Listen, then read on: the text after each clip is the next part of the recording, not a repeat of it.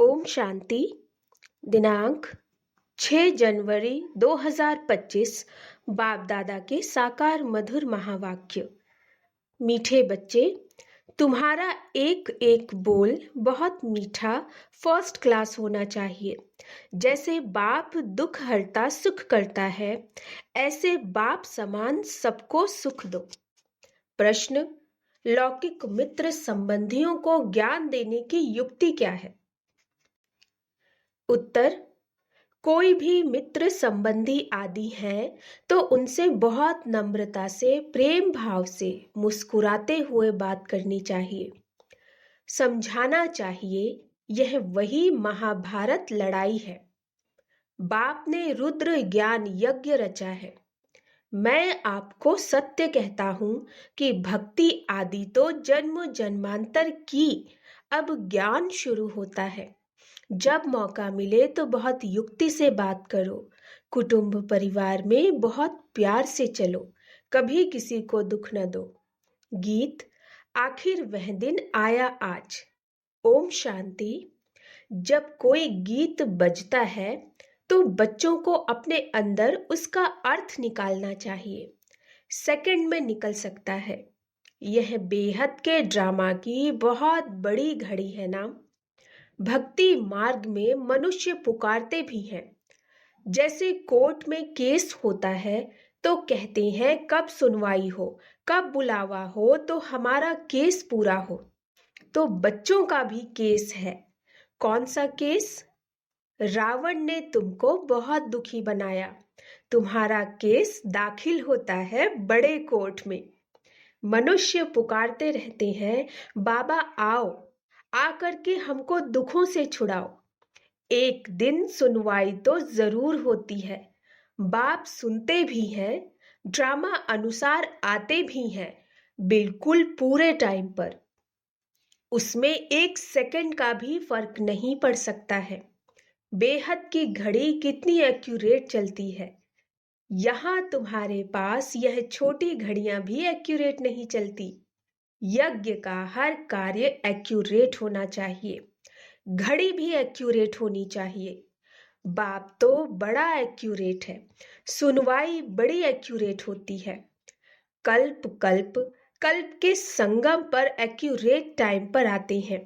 तो बच्चों की अब सुनवाई हुई, बाबा आया हुआ है। अभी तुमको सबको समझाते हो। आगे तुम भी नहीं समझते थे। आगे तुम भी नहीं समझते थे कि दुख कौन देता है। अभी बाप ने समझाया है, रावण राज्य शुरू होता है द्वापर से। तुम बच्चों को मालूम पड़ गया है। बाबा कल्प कल्प संगम युग पर आते हैं। यह है बेहद की रात। शिव बाबा बेहद की रात में आते हैं। श्री कृष्ण की बात नहीं। जब घोर अंधियारे में अज्ञान नींद में सोए रहते हैं तब ज्ञान सूर्य बाप आते हैं बच्चों को दिन में ले जाने। कहते हैं मुझे याद करो क्योंकि पतित से पावन बनना है। बाप ही पतित पावन है। वह जब आए तब तो सुनवाई हो। अब तुम्हारी सुनवाई हुई है। बाप कहते हैं मैं आया हूं पतितों को पावन बनाने। पावन बनने का तुमको कितना सहज उपाय बताता हूं। आजकल देखो साइंस का कितना जोर है। एटॉमिक बॉम्ब्स आदि का कितना जोर से आवाज होता है। तुम बच्चे साइलेंस के बल से इस साइंस पर जीत पाते हो। साइलेंस को योग भी कहा जाता है। आत्मा बाप को याद करती है, बाबा आप आओ तो हम शांति धाम में जाकर निवास करें। तो तुम बच्चे इस योग बल से, साइलेंस के बल से साइंस पर जीत पाते हो, शांति का बल प्राप्त करते हो। साइंस से ही यह सारा विनाश होने का है।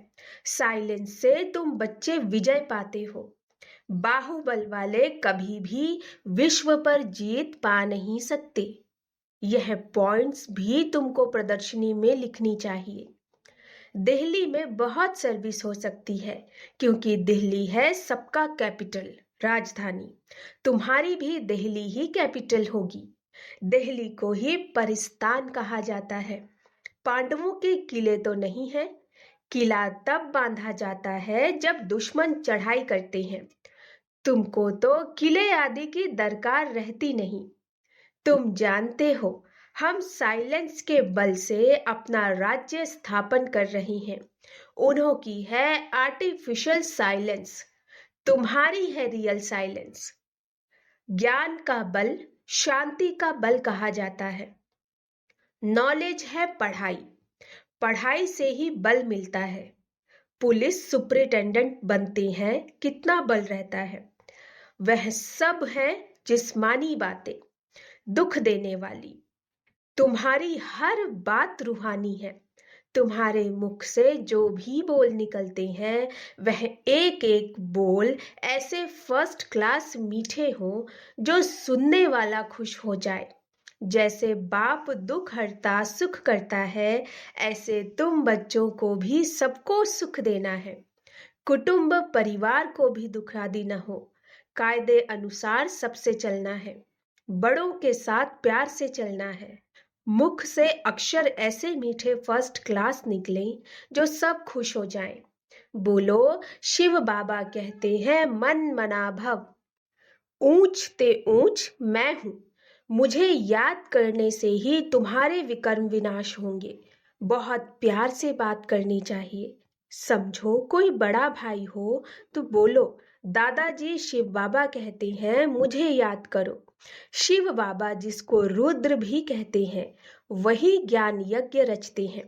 श्री कृष्ण ज्ञान यज्ञ अक्षर नहीं सुनेंगे। रुद्र ज्ञान यज्ञ कहते हैं तो रुद्र शिव बाबा ने यह यज्ञ रचा है। राजाई प्राप्त करने के लिए ज्ञान और योग सिखला रहे हैं। बाप कहते हैं भगवानुवाच मामेकम याद करो, क्योंकि अभी सबकी अंत घड़ी है। वानप्रस्थ अवस्था है, सबको वापस जाना है। मरते समय मनुष्य को कहते हैं ना, ईश्वर को याद करो। यहाँ ईश्वर स्वयं कहते हैं मौत सामने खड़ा है, इनसे कोई बच नहीं सकते। अंत में ही बाप आकर के कहते हैं कि बच्चे मुझे याद करो तो तुम्हारे पाप भस्म हो जाए। इसको याद की अग्नि कहा जाता है। बाप गारंटी करते हैं कि इससे तुम्हारे पाप दग्ध होंगे। विकर्म विनाश होने का, पावन बनने का और कोई भी उपाय नहीं है। पापों का बोझा सिर पर चढ़ते चढ़ते, खाद पड़ते पड़ते सोना 9 कैरेट का हो गया है। 9 कैरेट के बाद मुलम्मा कहा जाता है। अभी फिर 24 कैरेट कैसे बने? आत्मा प्योर कैसे बने? प्योर आत्मा को जेवर भी प्योर मिलेगा, अर्थात शरीर। कोई मित्र संबंधी आदि हैं तो उनसे बहुत नम्रता से, प्रेम भाव से मुस्कुराते हुए बात करनी चाहिए। समझाना चाहिए यह तो वही महाभारत लड़ाई है।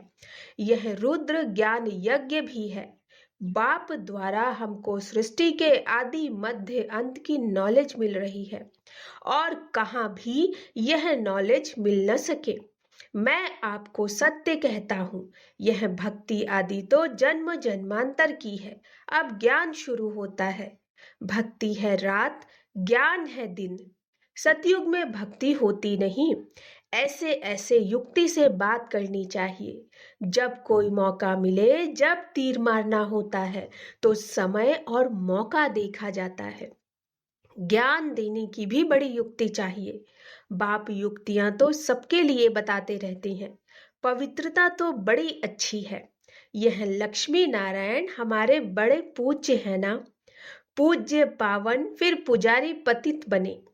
पावन के पतित बैठ पूजा करें, यह तो शोभता नहीं है।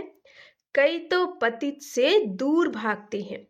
वल्लभाचारी कभी पांव को छूने नहीं देते। समझते हैं यह छीछी मनुष्य है। मंदिरों में भी हमेशा ब्राह्मण को ही मूर्ति छूने का अलाउ रहता है। शूद्र मनुष्य अंदर जाकर छू न सके। वहां ब्राह्मण लोग ही उनको स्नान आदि कराते हैं और कोई को जाने नहीं देते। फर्क तो है ना। अब वे तो है कुख वंशावली ब्राह्मण, तुम हो मुख वंशावली सच्चे ब्राह्मण। तुम उन ब्राह्मणों को अच्छा समझा सकते हो कि ब्राह्मण दो प्रकार के होते हैं। एक तो है प्रजापिता ब्रह्मा के मुख वंशावली, दूसरे हैं कुख वंशावली। ब्रह्मा के मुख वंशावली ब्राह्मण हैं ऊंचते ऊंच चोटी। यज्ञ रचते हैं तो भी ब्राह्मणों को मुकर्रर किया जाता है। यह फिर है ज्ञान यज्ञ। ब्राह्मणों को ज्ञान मिलता है जो फिर देवता बनते हैं। वर्ण भी समझाए गए हैं। जो सर्विसेबल बच्चे होंगे उन्हें सर्विस का सदैव शौक रहेगा। कहाँ प्रदर्शनी होगी तो झट सर्विस पर भागेंगे। हम जाकर ऐसी ऐसी पॉइंट समझाएं। प्रदर्शनी में तो प्रजा बनने का विहंग मार्ग है। आपे ही ढेर के ढेर आ जाते हैं, तो समझाने वाले भी अच्छे होने चाहिए। अगर कोई ने पूरा नहीं समझाया तो कहेंगे बीके के पास यही ज्ञान है। डिससर्विस हो जाती। प्रदर्शनी में एक ऐसा चुस्त हो जो समझाने वाले गाइड्स को देखता रहे। कोई बड़ा आदमी है तो उनको समझाने वाला भी ऐसा अच्छा देना चाहिए।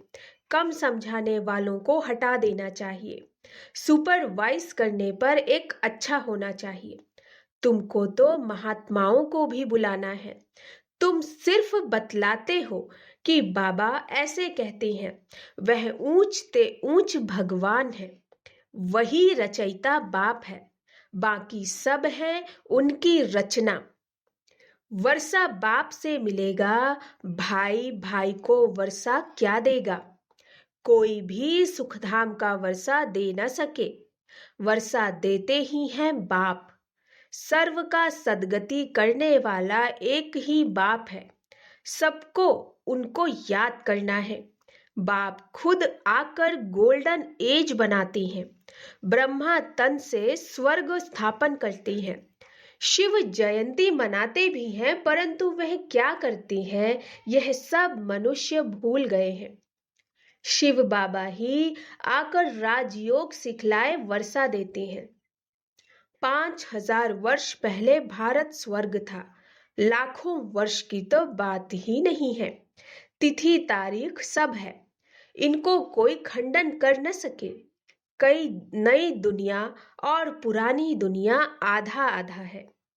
वह सतयुग की आयु लाखों वर्ष कह देते तो कोई हिसाब हो नहीं सकता। स्वस्तिका में भी पूरे 4 भाग हैं। 1200 वर्ष हर युग में बांटे हुए हैं। हिसाब किया जाता है ना। वो लोग हिसाब तो कुछ भी जानते नहीं, इसीलिए कौड़ी तुल्य कहा जाता है। अब बाप हीरे तुल्य बनाते हैं।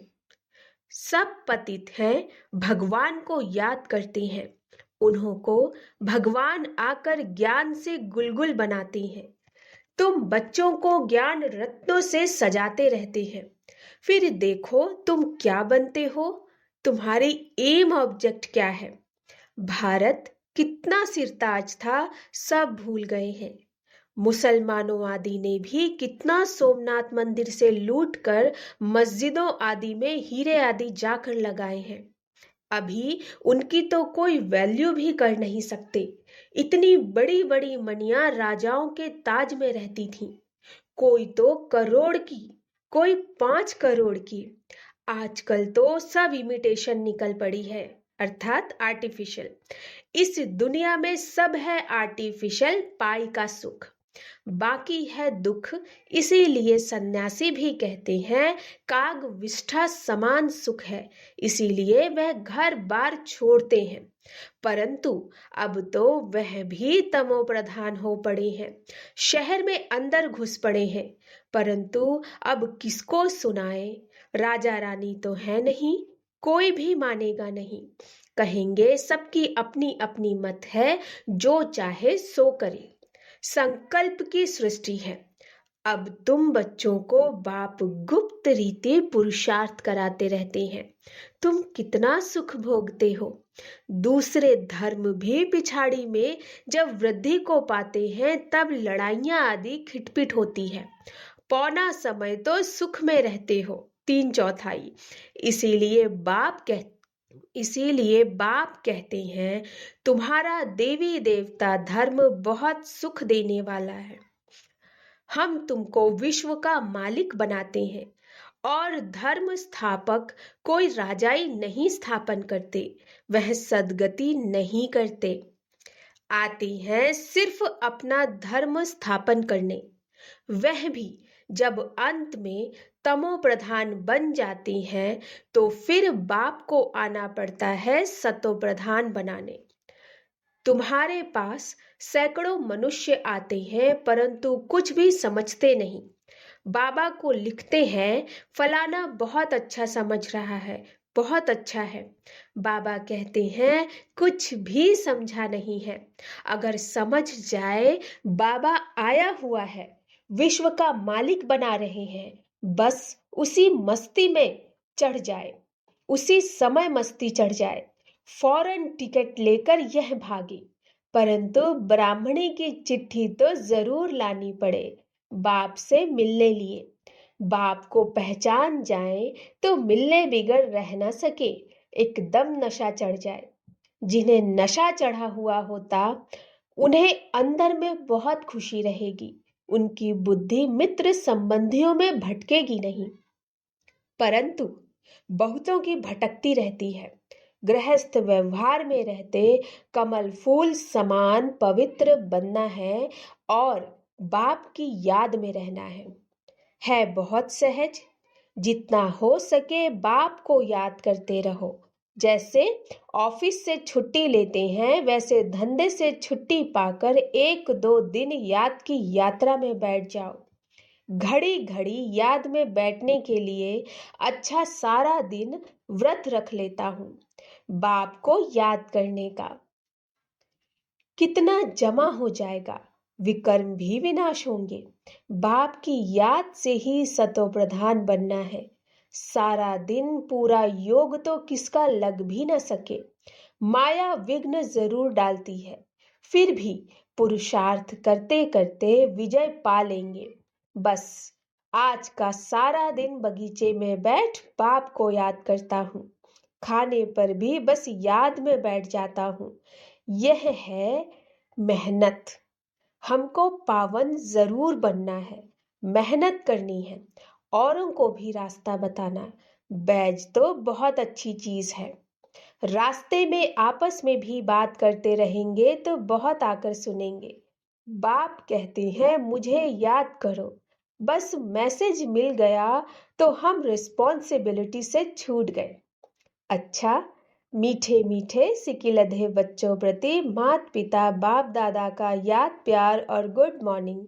रूहानी बाप की रूहानी बच्चों को नमस्ते। हम रूहानी बच्चों की रूहानी माता पिता बाप दादा को नमस्ते नमस्ते नमस्ते। गुड मॉर्निंग बाबा। धारणा के लिए मुख्य सार। धंधे आदि से जब छुट्टी मिले तो याद में रहने का व्रत लेना है। माया पर विजय प्राप्त करने के लिए याद की मेहनत करनी है। दूसरा, बहुत नम्रता से और प्रेम भाव से मुस्कुराते हुए मित्र संबंधियों की सेवा करनी है। उनमें बुद्धि को भटकाना नहीं है।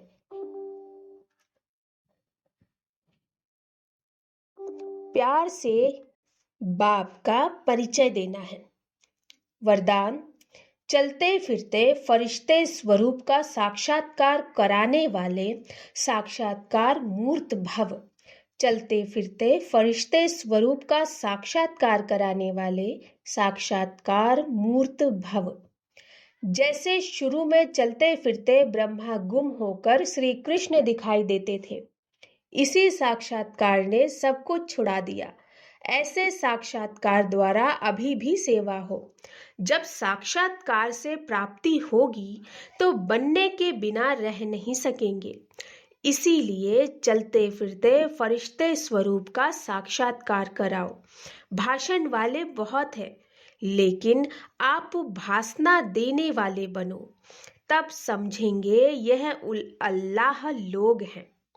तब समझेंगे यह अल्लाह लोग हैं। स्लोगन: सदा रूहानी मौज का अनुभव करते रहो तो कभी भी मूंझेंगे नहीं। सदा रूहानी मौज का अनुभव करते रहो तो कभी भी मूंझेंगे नहीं। अपनी शक्तिशाली मनसा द्वारा सकाश देने की सेवा करो। अब अपने दिल की शुभ भावनाएं अन्य आत्माओं तक पहुंचाओ। साइलेंस की शक्ति को प्रत्यक्ष करो। हर एक ब्राह्मण बच्चे में यह साइलेंस की शक्ति है। सिर्फ इस शक्ति को मन से, तन से इमर्ज करो। एक सेकंड में मन के संकल्पों को एकाग्र कर लो तो वायुमंडल में साइलेंस की शक्ति के प्रकंपन स्वतः फैलते रहेंगे। अच्छा, ओम शांति।